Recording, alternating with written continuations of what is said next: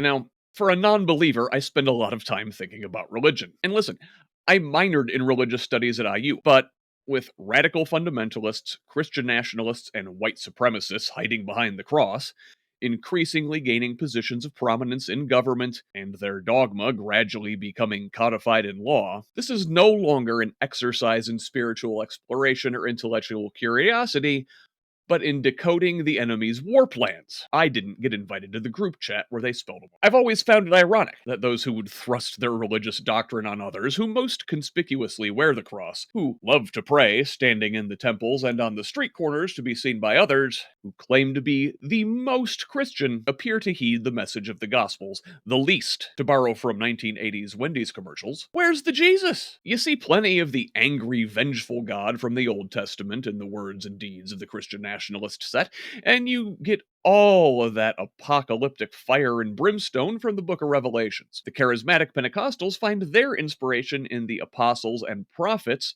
from the generations immediately after Christ. What about loving thy neighbor, feeding the hungry, healing the sick, taking care of the least among us? This is what Christ taught.